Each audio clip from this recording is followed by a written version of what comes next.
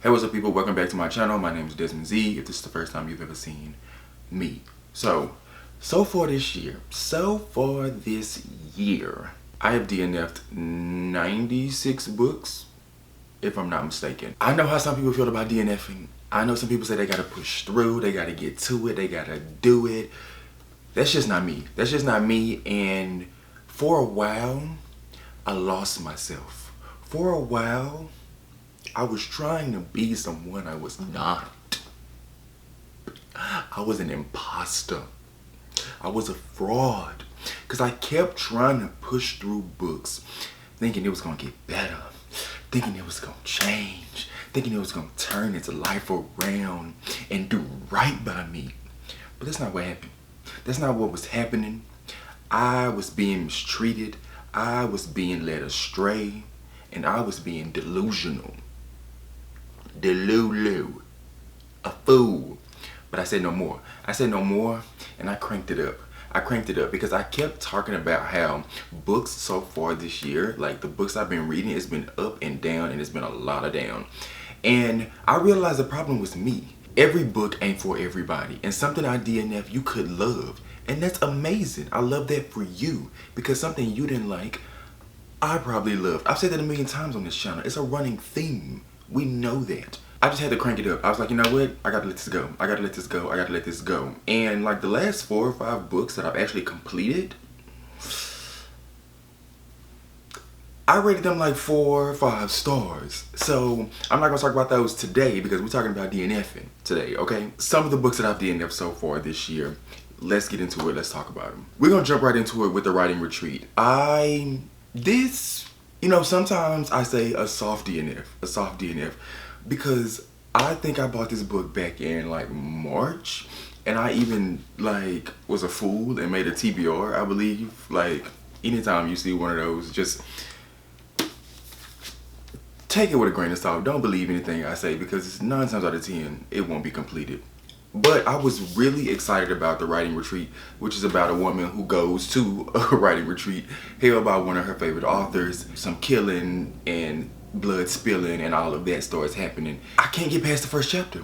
I cannot get past the first chapter. And, my apologies, Miss Julia Bartz. Take no offense, but something is not clicking for me. I don't know. I am a mood reader, and I do have to be in the mood for a book. Maybe these last several months just ain't been it. So I'm trying. Well, I tried. It ain't work for me. My Murder by Katie Williams. I actually DNF'd there earlier this week. It's about a woman who was murdered by a serial killer, but then brought back to life by some like government cloning program they have going. Interesting concept, like a bit mystery / science fiction, and we know I'm not really the biggest science fiction fan. And I was like, you know what? Let me give it a try. Let me dip my toe in the water. Let me dip my toe in the water. Yeah, I got right out the pool. I got right up out of there and dropped my foot off because I couldn't get past the 3rd chapter, and I was just like, you know what? This ain't working for me. I'm out. I didn't give it a second thought. I was like, yeah, I gotta go. Edge Case by YZ Zen. I can't remember the name of the author, but Edge Case is about a married couple. A woman comes home from work, finds out her husband is gone. He done left. He done packed his raggedy duffel bag and got up out of there. So she's trying to figure out what happened to her man. Where did he go? What did he do?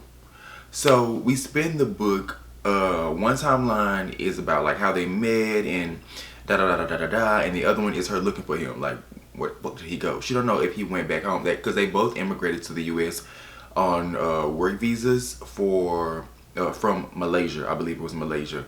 And she don't know if he went back to Malaysia. She don't know if he's somewhere dead in a ditch. She don't know if he's with another woman. She don't know if he had his mama house. Like, what's going on? Where is he at? Where is Waldo? She is looking for this man. She got to try to find out what's happening. And it was an interesting concept, because I believe like the author is speaking to us as if we're her therapist. I believe was the setup.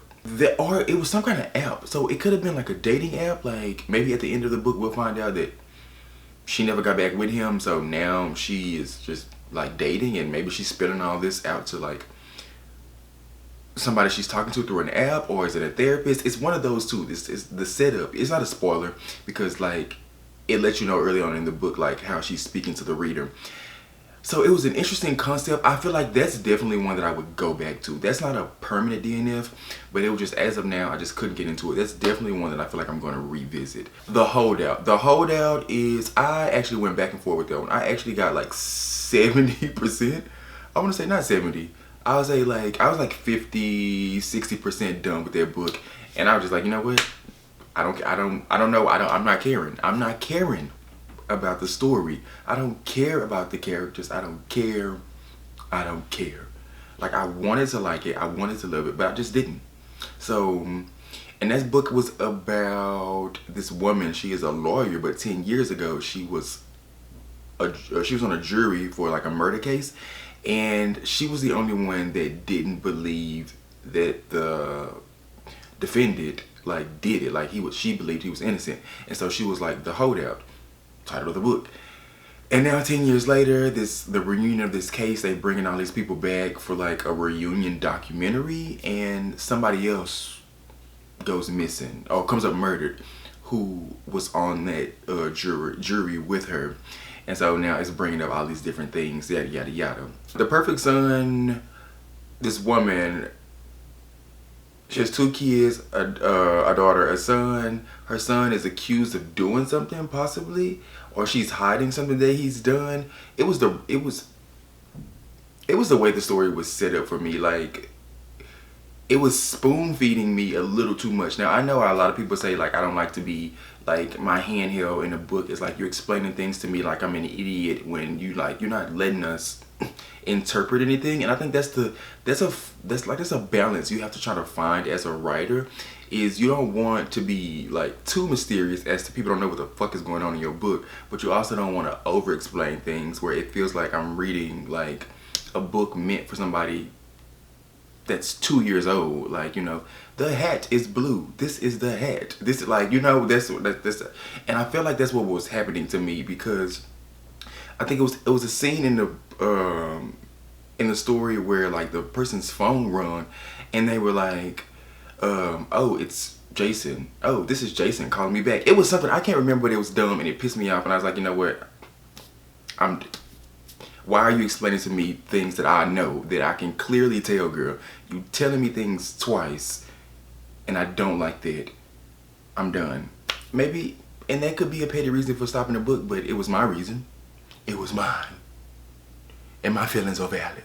Any Other Family, that was about this girl, this young girl, young woman.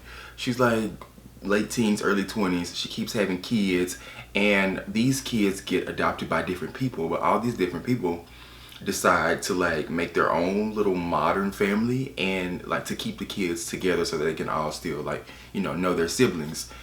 And so it's like this weird, you know, like non-traditional family or whatever. The woman comes up pregnant again and like, hey, y'all want another baby? I got another one up. I got another one cooking. Who want this one? And now it's like, you know what? Some people, they regret the decision of being a parent and adopting. Others are like trying to, you know, hold up this perfect facade. And then you got some, it's a whole bunch of like all these different family dynamics, and yet they're still trying to come together to keep these kids together as a family.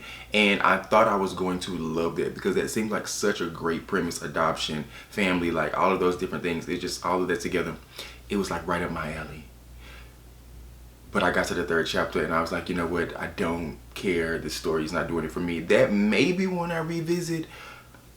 I don't know. What Storm, What Thunder. This book is about, what is this book about? I know what it's about. An earthquake in Haiti. It shakes the capital, and it's like destroying lives, destroying businesses. And I think this is based on like the actual hurricane that happened some years ago in Haiti.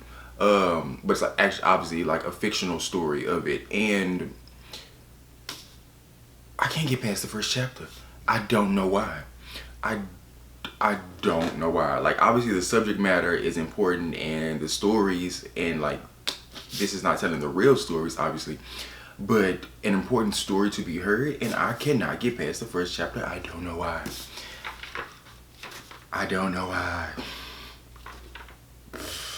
but I want to. This is definitely one that I feel like I'm gonna try again.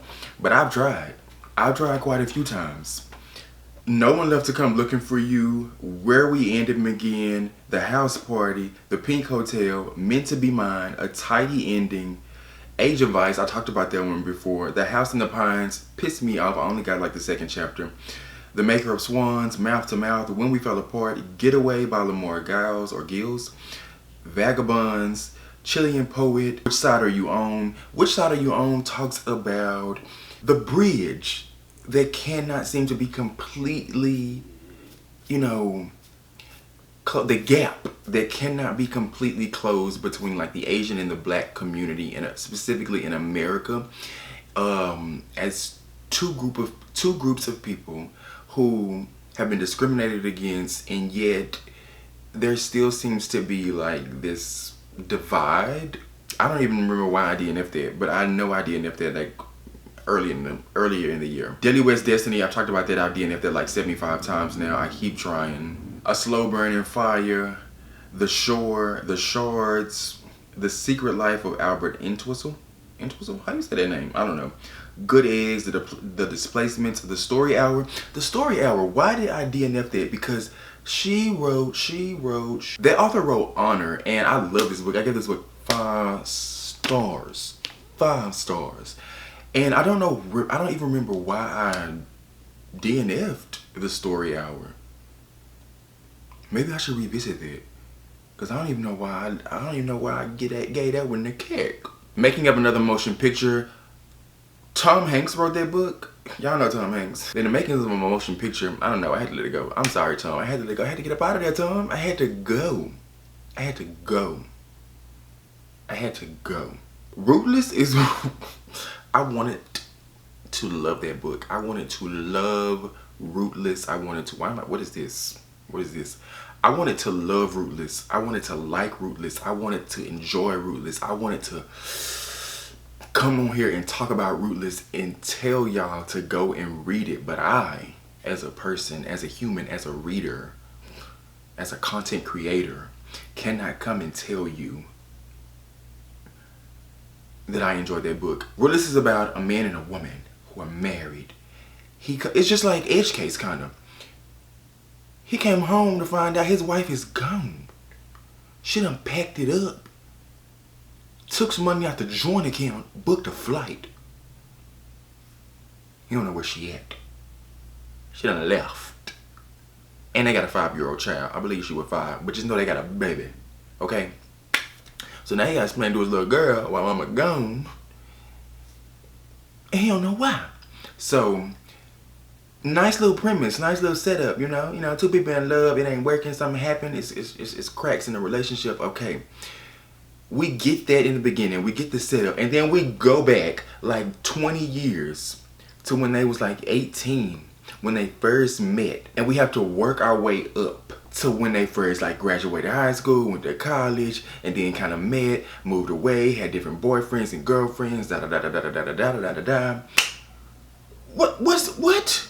This ain't about a marriage. This ain't about 2 people being in love or whatever. This is about 2 different individuals. This is about 2 different individuals leading 2 different lives who ain't even together on the page.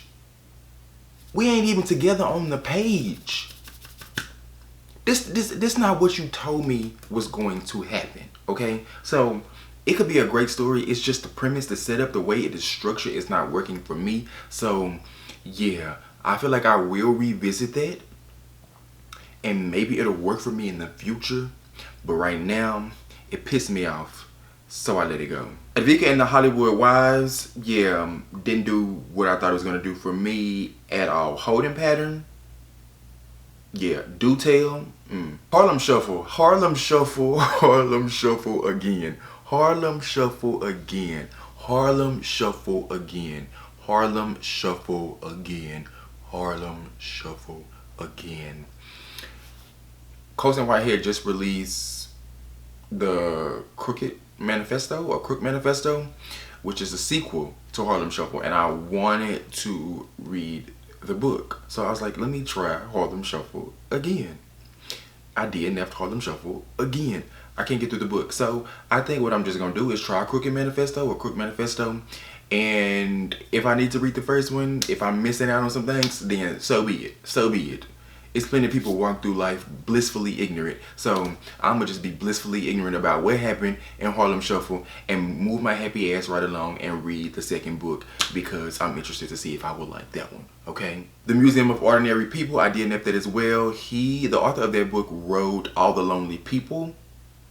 And I love that book. I gave it 5 stars. You should definitely read it. And that is some of close to 100 of what am I trying to say? That is some of the 100 books or close to 100 books that I have DNF'd so far this year. We still have some months to go, so that number's definitely gonna go up. And I know some people like will never DNF a book. Like I said earlier, I hate it for you.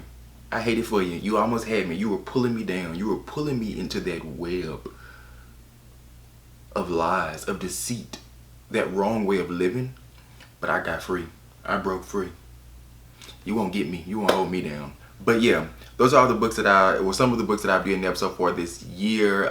Like I said earlier, the last 4 or 5 books that I read have actually been great. I've thoroughly enjoyed them. I feel like I'm back. I'm back and I'm better. And I'm getting back to me and who I should be. That's all I have for you in this video. Thank you so much for watching. Let me know down in the comments your thoughts on DNFing. Do you do it? Do you not? Let me know how many you've DNF'd so far this year if you remember. And I will see you in my next one. Thank you so much for watching. Give the video a thumbs up if you enjoyed it. Subscribe if you're not. Bye.